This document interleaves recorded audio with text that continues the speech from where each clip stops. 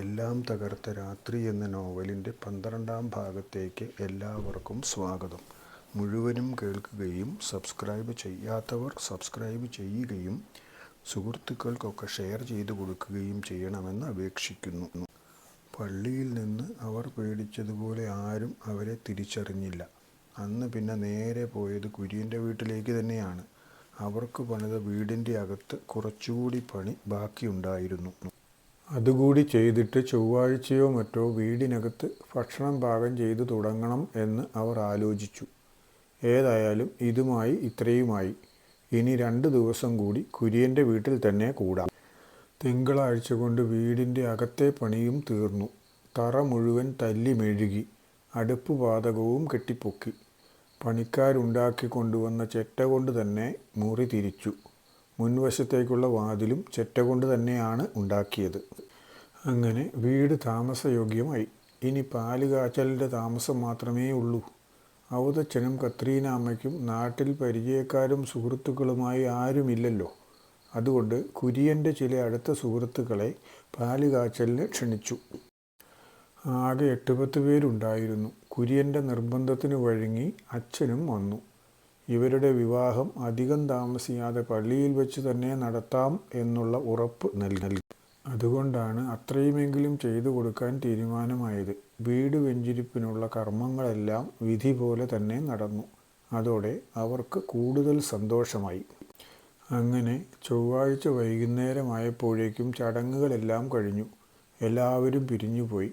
അവർ 2 പേരും മാത്രമായി. ഔതച്ചൻ കത്രീന അമ്മയോട് ചോദിച്ചു, ഈ സാഹചര്യത്തിൽ ജീവിക്കാൻ കത്രീനായ്ക്ക് എന്തെങ്കിലും വിഷമമുണ്ടോ? നിലവിലെ നമ്മളുടെ സാഹചര്യങ്ങൾ മുഴുവനും അറിയാമല്ലോ. ഈ നിലയിൽ നമ്മൾ ജീവിച്ചു തുടങ്ങിയാലും ദൈവം തമ്പുരാൻ നമ്മളെ തോൽപ്പിച്ചില്ലെങ്കിൽ നമുക്ക് നല്ല നിലയിലേക്ക് ഉയർന്നു വരാം. ആ കാര്യത്തിൽ ഒരു സംശയവും വേണ്ട.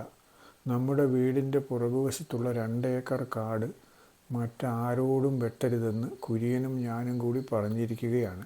ഒഴിവു സമയം നോക്കി നമുക്കത് മുഴുവൻ വെട്ടിത്തെളിക്കണം. നിലവിലുള്ള സാഹചര്യവും അവസ്ഥയും കണ്ടിട്ട് കൂടെ പോന്നവളാണല്ലോ താൻ. പിന്നെ തനിക്ക് ഉള്ള സാഹചര്യമാണ് ഏറ്റവും വലുത്. കൂടുതലായി ഒന്നും ആശിക്കുന്നില്ല. കൂടുതലായി എന്തെങ്കിലും ആശിക്കുന്നുണ്ടെങ്കിൽ തന്നെ അത് സ്നേഹം മാത്രമാണ്. അത് വശം പോലെ കിട്ടിയാൽ മതി. മറ്റൊന്നും ഇല്ലെങ്കിലും സാരമില്ല. ഭക്ഷണം പോലും. സാഹചര്യത്തെപ്പറ്റി വീണ്ടും വീണ്ടും പറയുകയും മറ്റും വേണ്ട. ഇപ്പോൾ ഞാനും കൂടെയാണല്ലോ ഇതിൻ്റെ എല്ലാ കാര്യങ്ങൾക്കും ഒപ്പം നിന്നത്. എനിക്കറിയാൻ മേലെ എന്തൊക്കെ ഇവിടെ സാധിക്കും, എന്തൊക്കെ സാധിക്കില്ല എന്ന്. നമുക്ക് ഒരുമിച്ച് മുന്നേറാം. ദൈവം തമ്പുരാൻ നമ്മളെ അങ്ങനെ തോൽപ്പിക്കുകയും മറ്റും ഇല്ല. നമ്മളുടെ പ്രാർത്ഥന വെറുതെ ആവില്ലല്ലോ. നമ്മൾ സ്നേഹിച്ചതിന് നമ്മളെ ദൈവം ശിക്ഷിക്കും എന്നൊന്നും എനിക്ക് തോന്നുന്നില്ല. ആരും ഇല്ലാത്തപ്പോൾ ഇത്രയും തുറന്ന് സംസാരിച്ചപ്പോഴേക്കും തന്നെ ഔതച്ചന് ഇരട്ടി സന്തോഷമായി. ഇത്രയും ഒരു പിന്തുണ കിട്ടുന്നുണ്ടെങ്കിൽ തനിക്ക് മുന്നോട്ട് പോകാൻ യാതൊരു വിഷമവുമില്ല. സാഹചര്യങ്ങൾ എന്തുമായിക്കൊള്ളട്ടെ, സുഖമായിട്ട് അതിനെ നേരിട്ട് അതിനോട് മല്ലിട്ട് വിജയിക്കാൻ തനിക്ക് കഴിയും. പക്ഷേ പിന്നിൽ പിന്തുണ തരാൻ ഇങ്ങനെ ഒരാൾ വേണം. ഇനി എനിക്ക് കൂടുതലായി ഒന്നും പറയാനില്ല. നാളെ രാവിലെ ഒരു പണിക്ക് പോകണം. ഒരാളുടെ വീടിൻ്റെ തറ കെട്ടാനുള്ള പണി കുര്യൻ പറഞ്ഞ് ഏൽപ്പിച്ചിട്ടുണ്ട്. 2 ദിവസത്തെ പണിയേ കാണൂ. എന്നാലും കുറച്ച് പൈസ കിട്ടും. ഭിത്തി കെട്ടുന്നത് എങ്ങനെ എന്നറിയില്ല. കട്ട വെച്ചിട്ടാണെങ്കിൽ പിന്നെ ഒരാഴ്ചത്തെ പണി കൂടി കാണും. അത്രയും കിട്ടിയാൽ നമുക്ക് പണയമൊന്നും വെക്കാതെ തന്നെ ഇനി വരുന്ന ദിവസങ്ങളിൽ മുന്നോട്ട് പോകാൻ പറ്റും. കുറച്ച് സാധനങ്ങളും കൂടി വേണമല്ലോ. അതും വാങ്ങാൻ പറ്റും. അവിടെ നിന്ന് പോന്നിട്ട് ദിവസങ്ങൾ കുറേയായി. കല്യാണം കഴിഞ്ഞിട്ടും ദിവസങ്ങളായി. ഒരു മുറിയിൽ താമസം തുടങ്ങിയിട്ട് ഇപ്പോൾ 4 ദിവസം കഴിഞ്ഞു. ഇപ്പോഴും ഒന്ന് ചേർന്ന് കിടന്നിട്ട് പോലുമില്ല. ഒരു തട്ടിൻ്റെ അങ്ങേയറ്റത്തും ഇങ്ങേയറ്റത്തുമായി കിടക്കും. ഒന്ന് തിരിയണമല്ലോ. താൻ ഇങ്ങനെ ഒരാൾ ഇവിടെ ഉണ്ടെന്നുള്ള ഭാവം പോലുമില്ലാതെ. നമ്മൾ അവിടെ നിന്ന് പോന്നിട്ട് ദിവസങ്ങൾ കുറേയായില്ലേ. കല്യാണവും കഴിഞ്ഞു. വെറുതെ ഇങ്ങനെ കിടക്കാൻ വേണ്ടിയാണോ ആവോ കല്യാണം കഴിച്ചത്? ഇവിടെയാണെങ്കിൽ മുടിഞ്ഞ തണുപ്പാണ്. ഇവിടുത്തെ തണുപ്പിന് പുതപ്പൊന്നും അല്ല വേണം. നല്ല ശക്തിയുള്ള ഒരു പുരുഷൻ്റെ കയ്യിൽ അമർന്നു കിടന്നാൽ മാത്രമേ ഇവിടുത്തെ തണുപ്പ് മാറിക്കിട്ടുകയുള്ളൂ. ഇതൊന്നും മനസ്സിലാകാഞ്ഞിട്ടാണോ അതോ ഇനിയുള്ള കാര്യങ്ങളൊക്കെ എങ്ങനെ നടക്കും എന്ന് ആധി കൊണ്ടാണോ? അതൊന്നും മനസ്സിലാകാഞ്ഞിട്ടല്ല പെണ്ണേ. മുന്നോട്ടുള്ള കാര്യങ്ങൾ നടക്കുന്നതിനെക്കുറിച്ച് അല്പം ആധിയുണ്ടെന്നുള്ളത് ശരി. എന്നാലും നിന്നെ തീർത്തും അവഗണിച്ചതുമല്ല. നമ്മളുടെ ജീവിതം ആരംഭിക്കുന്നത് നമ്മളുടെ സ്വന്തം വീട്ടിൽ തന്നെ ആവട്ടെ എന്ന് വിചാരിച്ചാണ്. ഇന്ന് നിന്നെ അങ്ങനെ വെറുതെ വിടുകയൊന്നുമില്ല. അവിടെ കിടന്നതുപോലെ അങ്ങേയറ്റത്തും ഇങ്ങേയറ്റത്തുമായി കിടക്കാമെന്ന് വിചാരിക്കണ്ട. പുതപ്പിൻ്റെ ഒന്നും ആവശ്യം നമുക്ക് വരികയില്ല. അതുതന്നെ, നമുക്ക് പരസ്പരം പുതപ്പുകളായാൽ മതി. തണുക്കാതിരിക്കാൻ അതുതന്നെ ധാരാളം. അവർ രണ്ടും അന്ന് അവരുടെ സ്വന്തം വീട്ടിൽ വെച്ച് അവരുടെ ജീവിതം തുടങ്ങി. അങ്ങകലെ ഇടമുളയിലെ വീട്ടിൽ കത്രീന പോയ അന്ന് മുതൽ മരണസമാനമായ ഒരു അന്തരീക്ഷമാണ്. അത്രയും ദിവസം ആ വീടിന് ജീവനും ഉഷാറും നൽകിയിരുന്നതും എവിടെയും എപ്പോഴും പ്രത്യക്ഷപ്പെടുന്ന കത്രീനയാണ് എന്ന വിവരം അവർക്ക് വ്യക്തമായത് മനസ്സിലായത് അന്നാണെന്ന് തോന്നുന്നു. അവൾ പോയി എന്നറിഞ്ഞതു മുതൽ കുട്ടിച്ചൻ ഒരു മനുഷ്യനോട് സംസാരിച്ചിട്ട് പോലുമില്ല. അയാൾക്ക് വല്ലാത്ത ഒരു കുറ്റബോധമായിരുന്നു. തൻ്റെ മകൾ അവളുടെ ഇഷ്ടത്തിൻ്റെ യഥാർത്ഥ വിവരം തന്നോട് വെളിപ്പെടുത്തിയതാണ്. തൻ്റെ അഹങ്കാരത്തിനും മക്കളുടെ സ്റ്റാറ്റസിനും ചേരുന്നത് നോക്കി പുതിയൊരു ബന്ധത്തിന് അവളെ നിർബന്ധിക്കാൻ പോയതുകൊണ്ടാണല്ലോ തനിക്ക് അവളെ തന്നെ നഷ്ടപ്പെട്ടത്. അല്ലായിരുന്നെങ്കിൽ തീർച്ചയായും തൻ്റെ മകൾ ഇപ്പോൾ ഇവിടെ കാണുമായിരുന്നു. എന്തു ചെയ്യാനാണ്? പോയ ബുദ്ധി ആര് പിടിച്ചാലും കിട്ടില്ലല്ലോ. അയാളെ ഭക്ഷണം കഴിക്കാൻ വിളിക്കാൻ ഭാര്യ സാറാമ്മ വന്നു. പലപ്പോഴും വിളിക്കുമ്പോൾ ഒന്നും വേണ്ട എന്ന് പറയുകയാണ് പതിവ്. എന്നാലും ഇങ്ങനെ ഇരുന്നാൽ ഈ മനുഷ്യൻ ബാക്കി കാണുമോ? അതുകൊണ്ട് നിർബന്ധിക്കാൻ തീരുമാനിച്ചാണ് സാറാമ്മ വന്നത്. വന്ന് ഭക്ഷണം കഴിക്കുക. ഇങ്ങനെ ഭക്ഷണം കഴിക്കാതിരുന്നത് കൊണ്ട് എന്ത് കാര്യം? ഇല്ലാത്ത രോഗങ്ങൾ കൂടി വരുത്താമെന്നല്ലാതെ. പോയവർ തിരിച്ചു വരുമോ? അവൾക്കെന്തായാലും നമ്മളെ തീർത്തും അങ്ങനെ ഒഴിവാക്കാൻ പറ്റില്ല. അവൾ എന്തായാലും അടുത്ത ഒരു ദിവസം തന്നെ നമ്മുടെ അടുത്തേക്ക് വരും എന്നാണ് എൻ്റെ മനസ്സ് പറയുന്നത്. ഇവൾ എന്തായാലും രണ്ടും കൽപ്പിച്ചു തന്നെയാണ് എന്നെക്കൊണ്ട് ഭക്ഷണം കഴിപ്പിക്കുക എന്നതാണ് അവളുടെ തീരുമാനം. ഭക്ഷണത്തിന് രുചി തോന്നാത്തത് കൊണ്ടാണ്. ആ വിവരം ഇവളോട് എത്ര തവണയായി താൻ തന്നെ പറയുന്നു. എന്നാലും സമ്മതിക്കുകയില്ല. എന്നാൽ പിന്നെ അവരുടെ ആരോഗ്യത്തിനു വേണ്ടി താൻ കൂടെ കഴിച്ചേക്കാം. അതിന് ഞാൻ ഭക്ഷണം കഴിക്കില്ലെന്ന് നിന്നോട് പറഞ്ഞില്ലല്ലോ. എനിക്ക് കഴിക്കാൻ തോന്നുന്നില്ല എന്നല്ലേ പറഞ്ഞുള്ളൂ. എനിക്കാണെങ്കിൽ ഒരു ഭക്ഷണവും കഴിക്കുമ്പോൾ വായിൽ ഒരു രുചിയും തോന്നുന്നില്ല. അതുകൊണ്ട് തന്നെയാണ് ഞാൻ അങ്ങനെ പറഞ്ഞത്. ഏതായാലും നിന്റെ നിർബന്ധമല്ലേ, എടുത്തു വെച്ചോ, കുറച്ച് കഴിച്ചേക്കാം. എൻ്റെ ആരോഗ്യത്തിന് വേണ്ടിയല്ല, നിന്റെ സമാധാനത്തിന് വേണ്ടി. ആരുടെ സമാധാനത്തിന് വേണ്ടിയാണെങ്കിലും കുറച്ച് കഴിച്ചാൽ മതി. ഇല്ലെങ്കിൽ ആളില്ലാതായി പോയാൽ നഷ്ടം തനിക്ക് മാത്രമാണ്. മറ്റുള്ളവർക്കെല്ലാം വന്ന് കണ്ട് കരഞ്ഞ് പോയാൽ മതി.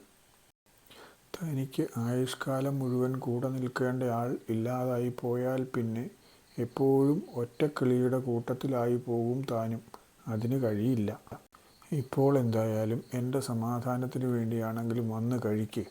അങ്ങനെ കഴിക്കാൻ തുടങ്ങിയാൽ പിന്നെ സ്വന്തം ആവശ്യത്തിന് വേണ്ടി തന്നെ കഴിച്ചോളും. അതുകൊണ്ട് സാരമില്ല. ഇപ്പോൾ തൽക്കാലം എൻ്റെ കൂടെ ഇങ്ങ് വന്നാൽ മതി. പറയുന്നിടത്തൊക്കെ കൂടെ വന്നിട്ടുള്ളതല്ലേ ഞാൻ. ഇപ്പോൾ ഞാൻ പറയുന്നിടത്തേക്കും കൂടെ ഒന്ന് വാ. ഇവൾക്ക് യാതൊരു വിഷമവുമില്ലെന്ന് തോന്നുന്നല്ലോ.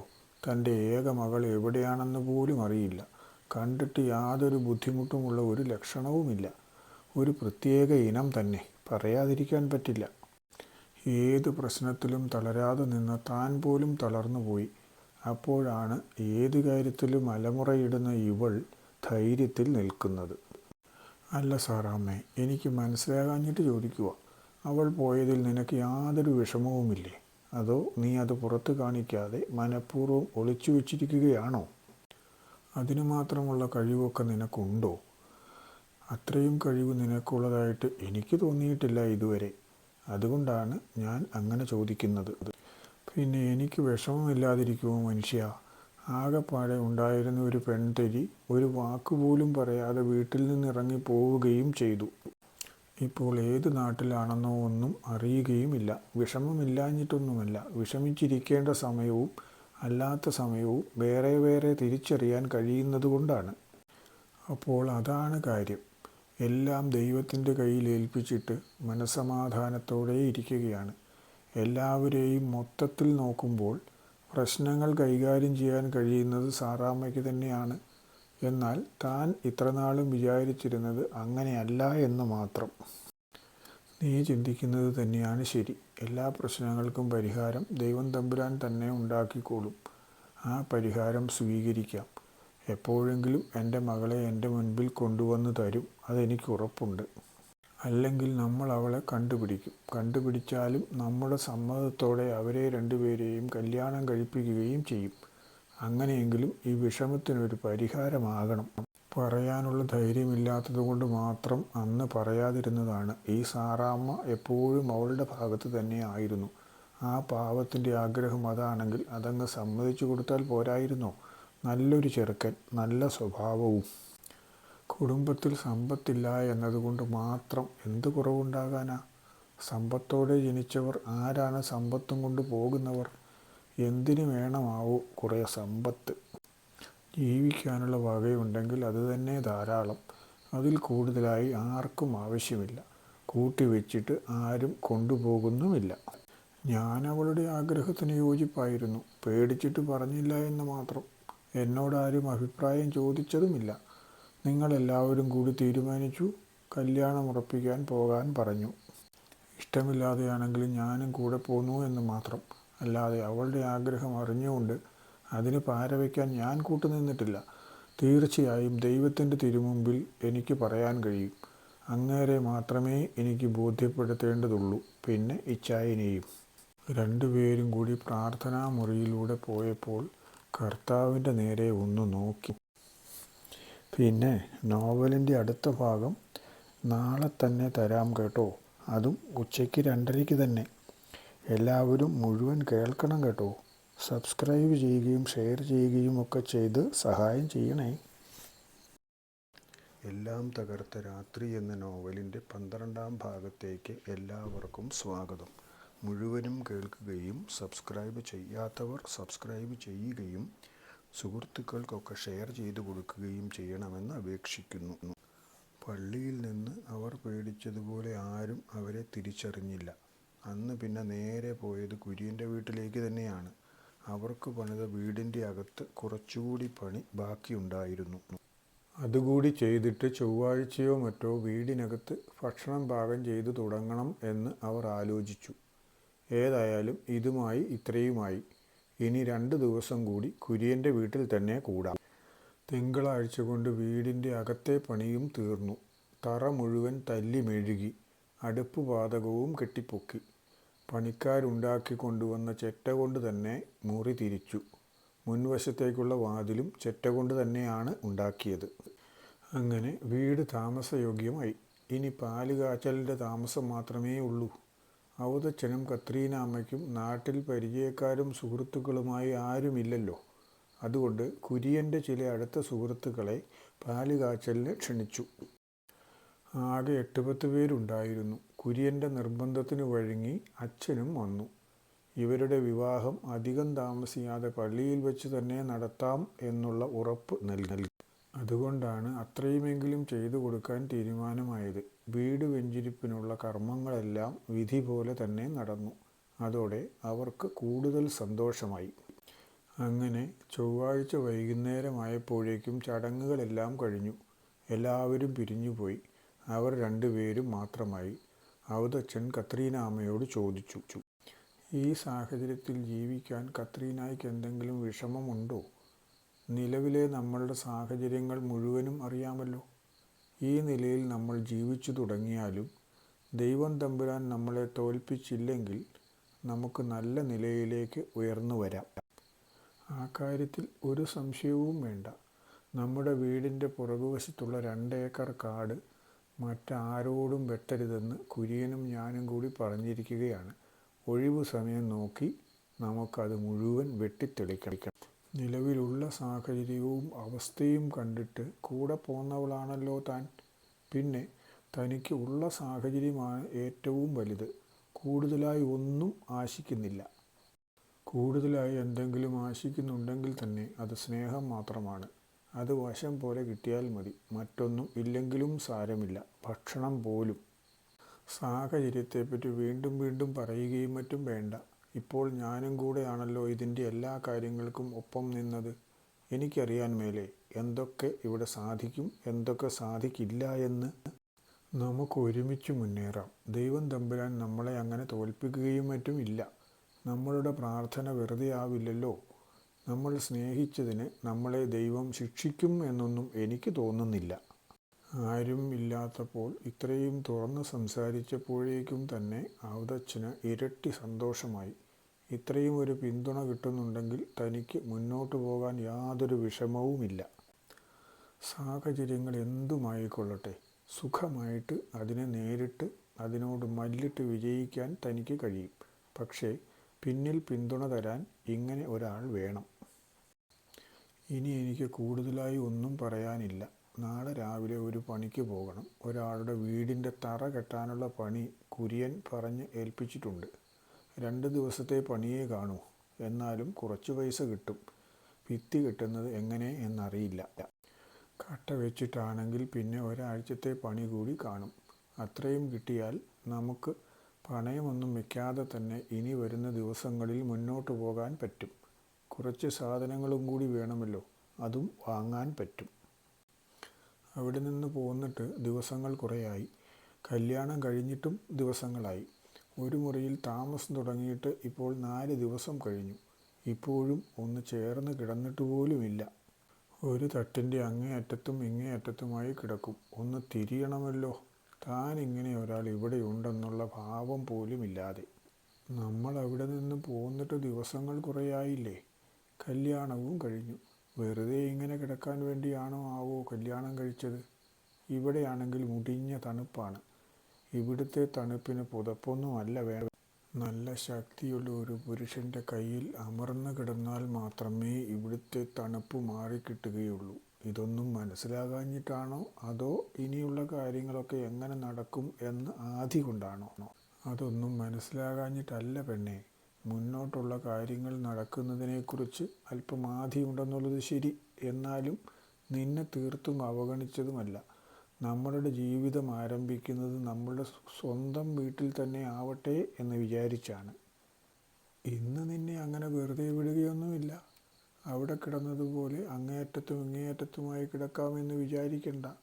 പുതപ്പിൻ്റെ ഒന്നും ആവശ്യം നമുക്ക് വരികയില്ല. അതുതന്നെ, നമുക്ക് പരസ്പരം പുതപ്പുകളായാൽ മതി. തണുക്കാതിരിക്കാൻ അത് തന്നെ ധാരാളം. അവർ രണ്ടും അന്ന് അവരുടെ സ്വന്തം വീട്ടിൽ വെച്ച് അവരുടെ ജീവിതം തുടങ്ങി. അങ്ങകലെ ഇടമുളയിലെ വീട്ടിൽ കത്രീന പോയ അന്ന് മുതൽ മരണസമാനമായ ഒരു അന്തരീക്ഷമാണ്. അത്രയും ദിവസം ആ വീടിന് ജീവനും ഉഷാറും നൽകിയിരുന്നതും എവിടെയും എപ്പോഴും പ്രത്യക്ഷപ്പെടുന്ന കത്രീനയാണ് എന്ന വിവരം അവർക്ക് വ്യക്തമായത് മനസ്സിലായത് അന്നാണെന്ന് തോന്നുന്നു. അവൾ പോയി എന്നറിഞ്ഞതു മുതൽ കുട്ടിച്ചൻ ഒരു മനുഷ്യനോട് സംസാരിച്ചിട്ട് പോലുമില്ല. അയാൾക്ക് വല്ലാത്ത ഒരു കുറ്റബോധമായിരുന്നു.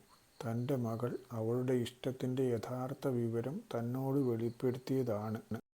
തൻ്റെ അഹങ്കാരത്തിനും മക്കളുടെ സ്റ്റാറ്റസിനും ചേരുന്നത് നോക്കി പുതിയൊരു ബന്ധത്തിന് അവളെ നിർബന്ധിക്കാൻ പോയതുകൊണ്ടാണല്ലോ തനിക്ക് അവളെ തന്നെ നഷ്ടപ്പെട്ടത്. അല്ലായിരുന്നെങ്കിൽ തീർച്ചയായും തൻ്റെ മകൾ ഇപ്പോൾ ഇവിടെ കാണുമായിരുന്നു. എന്ത് ചെയ്യാനാണ്? പോയ ബുദ്ധി ആര് പിടിച്ചാലും കിട്ടില്ലല്ലോ. അയാളെ ഭക്ഷണം കഴിക്കാൻ വിളിക്കാൻ ഭാര്യ സാറാമ്മ വന്നു. പലപ്പോഴും വിളിക്കുമ്പോൾ ഒന്നും വേണ്ട എന്ന് പറയുകയാണ് പതിവ്. എന്നാലും ഇങ്ങനെ ഇരുന്നാൽ ഈ മനുഷ്യൻ ബാക്കി കാണുമോ? അതുകൊണ്ട് നിർബന്ധിക്കാൻ തീരുമാനിച്ചാണ് സാറാമ്മ വന്നത്. വന്ന് ഭക്ഷണം കഴിക്ക്. ഇങ്ങനെ ഭക്ഷണം കഴിക്കാതിരുന്നത് കൊണ്ട് എന്ത് കാര്യം? ഇല്ലാത്ത രോഗങ്ങൾ കൂടി വരുത്താമെന്നല്ലാതെ. പോയവർ തിരിച്ചു വരുമോ? അവൾക്കെന്തായാലും നമ്മളെ തീർത്തും അങ്ങനെ ഒഴിവാക്കാൻ പറ്റില്ല. അവൾ എന്തായാലും അടുത്ത ഒരു ദിവസം തന്നെ നമ്മുടെ അടുത്തേക്ക് വരും എന്നാണ് എൻ്റെ മനസ്സ് പറയുന്നത്. ഇവൾ എന്തായാലും രണ്ടും കൽപ്പിച്ചു തന്നെയാണ്. എന്നെക്കൊണ്ട് ഭക്ഷണം കഴിപ്പിക്കുക എന്നതാണ് അവളുടെ തീരുമാനം. ഭക്ഷണത്തിന് രുചി തോന്നാത്തത് കൊണ്ടാണ്. ആ വിവരം ഇവളോട് എത്ര തവണയായി താൻ തന്നെ പറയുന്നു. എന്നാലും സമ്മതിക്കുകയില്ല. എന്നാൽ പിന്നെ അവരുടെ ആരോഗ്യത്തിനു വേണ്ടി താൻ കൂടെ കഴിച്ചേക്കാം. അതിന് ഞാൻ ഭക്ഷണം കഴിക്കില്ലെന്ന് നിന്നോട് പറഞ്ഞില്ലല്ലോ. എനിക്ക് കഴിക്കാൻ തോന്നുന്നില്ല എന്നല്ലേ പറഞ്ഞുള്ളൂ. എനിക്കാണെങ്കിൽ ഒരു ഭക്ഷണവും കഴിക്കുമ്പോൾ വായിൽ ഒരു രുചിയും തോന്നുന്നില്ല. അതുകൊണ്ട് തന്നെയാണ് ഞാൻ അങ്ങനെ പറഞ്ഞത്. ഏതായാലും നിന്റെ നിർബന്ധമല്ലേ, എടുത്തു വെച്ചോ, കുറച്ച് കഴിച്ചേക്കാം. എൻ്റെ ആരോഗ്യത്തിനു വേണ്ടിയല്ല, നിന്റെ സമാധാനത്തിന് വേണ്ടി. ആരുടെ സമാധാനത്തിന് വേണ്ടിയാണെങ്കിലും കുറച്ച് കഴിച്ചാൽ മതി. ഇല്ലെങ്കിൽ ആളില്ലാതായി പോയാൽ നഷ്ടം തനിക്ക് മാത്രമാണ്. മറ്റുള്ളവർക്കെല്ലാം വന്ന് കണ്ട് കരഞ്ഞ് പോയാൽ മതി. തനിക്ക് ആയുഷ്കാലം മുഴുവൻ കൂടെ നിൽക്കേണ്ട ആൾ ഇല്ലാതായി പോയാൽ പിന്നെ എപ്പോഴും ഒറ്റക്കിളിയുടെ കൂട്ടത്തിലായി പോകും താനും. അതിന് കഴിയില്ല. ഇപ്പോൾ എന്തായാലും എൻ്റെ സമാധാനത്തിന് വേണ്ടിയാണെങ്കിലും വന്ന് കഴിക്ക്. അങ്ങനെ കഴിക്കാൻ തുടങ്ങിയാൽ പിന്നെ സ്വന്തം ആവശ്യത്തിന് വേണ്ടി തന്നെ കഴിച്ചോളും. അതുകൊണ്ട് സാരമില്ല. ഇപ്പോൾ തൽക്കാലം എൻ്റെ കൂടെ ഇങ്ങ് വന്നാൽ മതി. പറയുന്നിടത്തൊക്കെ കൂടെ വന്നിട്ടുള്ളതല്ലേ ഞാൻ. ഇപ്പോൾ ഞാൻ പറയുന്നിടത്തേക്കും കൂടെ ഒന്ന് വാ. ഇവൾക്ക് യാതൊരു വിഷമവുമില്ലെന്ന് തോന്നുന്നല്ലോ. തൻ്റെ ഏക മകൾ എവിടെയാണെന്ന് പോലും അറിയില്ല. കണ്ടിട്ട് യാതൊരു ബുദ്ധിമുട്ടുമുള്ള ഒരു ലക്ഷണവുമില്ല. ഒരു പ്രത്യേക ഇനം തന്നെ, പറയാതിരിക്കാൻ പറ്റില്ല. ഏത് പ്രശ്നത്തിലും തളരാതെ നിന്ന താൻ പോലും തളർന്നുപോയി. അപ്പോഴാണ് ഏത് കാര്യത്തിലും അലമുറയിടുന്ന ഇവൾ ധൈര്യത്തിൽ നിൽക്കുന്നത്. അല്ല സാറാമ്മേ, എനിക്ക് മനസ്സിലാകാഞ്ഞിട്ട് ചോദിക്കുക. അവൾ പോയതിൽ നിനക്ക് യാതൊരു വിഷമവുമില്ലേ? അതോ നീ അത് പുറത്ത് കാണിക്കാതെ മനഃപൂർവ്വം ഒളിച്ചു വെച്ചിരിക്കുകയാണോ? അതിനു മാത്രമുള്ള കഴിവൊക്കെ നിനക്കുണ്ടോ? അത്രയും കഴിവ് നിനക്കുള്ളതായിട്ട് എനിക്ക് തോന്നിയിട്ടില്ല ഇതുവരെ. അതുകൊണ്ടാണ് ഞാൻ അങ്ങനെ ചോദിക്കുന്നത്. പിന്നെ എനിക്ക് വിഷമമില്ലാതിരിക്കുമോ മനുഷ്യ? ആകെപ്പാടെ ഉണ്ടായിരുന്ന ഒരു പെൺതരി ഒരു വാക്കുപോലും പറയാതെ വീട്ടിൽ നിന്നിറങ്ങി പോവുകയും ചെയ്തു. ഇപ്പോൾ ഏത് നാട്ടിലാണെന്നോ ഒന്നും അറിയുകയുമില്ല. വിഷമമില്ലാഞ്ഞിട്ടൊന്നുമല്ല, വിഷമിച്ചിരിക്കേണ്ട സമയവും അല്ലാത്ത സമയവും വേറെ വേറെ തിരിച്ചറിയാൻ കഴിയുന്നതുകൊണ്ടാണ്. അപ്പോൾ അതാണ് കാര്യം. എല്ലാം ദൈവത്തിൻ്റെ കയ്യിൽ ഏൽപ്പിച്ചിട്ട് മനസ്സമാധാനത്തോടെ ഇരിക്കുകയാണ്. എല്ലാവരെയും മൊത്തത്തിൽ നോക്കുമ്പോൾ പ്രശ്നങ്ങൾ കൈകാര്യം ചെയ്യാൻ കഴിയുന്നത് സാറാമ്മയ്ക്ക് തന്നെയാണ്. എന്നാൽ താൻ ഇത്രനാളും വിചാരിച്ചിരുന്നത് അങ്ങനെയല്ല എന്ന് മാത്രം. നീ ചിന്തിക്കുന്നത് തന്നെയാണ് ശരി. എല്ലാ പ്രശ്നങ്ങൾക്കും പരിഹാരം ദൈവം തമ്പുരാൻ തന്നെ ഉണ്ടാക്കിക്കോളും. ആ പരിഹാരം സ്വീകരിക്കാം. എപ്പോഴെങ്കിലും എൻ്റെ മകളെ എൻ്റെ മുൻപിൽ കൊണ്ടുവന്ന് തരും, അതെനിക്ക് ഉറപ്പുണ്ട്. അല്ലെങ്കിൽ നമ്മൾ അവളെ കണ്ടുപിടിക്കും. കണ്ടുപിടിച്ചാലും നമ്മുടെ സമ്മതത്തോടെ അവരെ രണ്ടുപേരെയും കല്യാണം കഴിപ്പിക്കുകയും ചെയ്യും. അങ്ങനെയെങ്കിലും ഈ വിഷമത്തിനൊരു പരിഹാരമാകണം. പറയാനുള്ള ധൈര്യമില്ലാത്തതുകൊണ്ട് മാത്രം അന്ന് പറയാതിരുന്നതാണ്. ഈ സാറാമ്മ എപ്പോഴും അവളുടെ ഭാഗത്ത് തന്നെ ആയിരുന്നു. ആ പാവത്തിൻ്റെ ആഗ്രഹം അതാണെങ്കിൽ അതങ്ങ് സമ്മതിച്ചു കൊടുത്താൽ പോരായിരുന്നോ? നല്ലൊരു ചെറുക്കൻ, നല്ല സ്വഭാവവും. കുടുംബത്തിൽ സമ്പത്തില്ല എന്നതുകൊണ്ട് മാത്രം എന്ത് കുറവുണ്ടാകാനാ? സമ്പത്തോടെ ജനിച്ചവർ ആരാണ് സമ്പത്തും കൊണ്ട് പോകുന്നവർ? എന്തിനു വേണമാവോ കുറേ സമ്പത്ത്? ജീവിക്കാനുള്ള വകയുണ്ടെങ്കിൽ അത് തന്നെ ധാരാളം. അതിൽ കൂടുതലായി ആർക്കും ആവശ്യമില്ല. കൂട്ടിവെച്ചിട്ട് ആരും കൊണ്ടുപോകുന്നുമില്ല. ഞാൻ അവളുടെ ആഗ്രഹത്തിന് യോജിപ്പായിരുന്നു. പേടിച്ചിട്ട് പറഞ്ഞില്ല എന്ന് മാത്രം. എന്നോടാരും അഭിപ്രായം ചോദിച്ചതുമില്ല. നിങ്ങളെല്ലാവരും കൂടി തീരുമാനിച്ചു. കല്യാണം ഉറപ്പിക്കാൻ പോകാൻ പറഞ്ഞു. ഇഷ്ടമില്ലാതെയാണെങ്കിലും ഞാനും കൂടെ പോന്നു എന്ന് മാത്രം. അല്ലാതെ അവളുടെ ആഗ്രഹം അറിഞ്ഞുകൊണ്ട് അതിന് പാരവയ്ക്കാൻ ഞാൻ കൂട്ടുനിന്നിട്ടില്ല. തീർച്ചയായും ദൈവത്തിൻ്റെ തിരുമുമ്പിൽ എനിക്ക് പറയാൻ കഴിയും. അങ്ങേരെ മാത്രമേ എനിക്ക് ബോധ്യപ്പെടുത്തേണ്ടതുള്ളൂ, പിന്നെ ഇച്ചായനെയും. രണ്ടുപേരും കൂടി പ്രാർത്ഥനാ മുറിയിലൂടെ പോയപ്പോൾ കർത്താവിൻ്റെ നേരെ ഒന്ന് നോക്കി. പിന്നെ നോവലിൻ്റെ അടുത്ത ഭാഗം നാളെ തന്നെ തരാം കേട്ടോ. അതും ഉച്ചയ്ക്ക് 2:30 തന്നെ. എല്ലാവരും മുഴുവൻ കേൾക്കണം കേട്ടോ. സബ്സ്ക്രൈബ് ചെയ്യുകയും ഷെയർ ചെയ്യുകയും ഒക്കെ ചെയ്ത് സഹായം ചെയ്യണേ.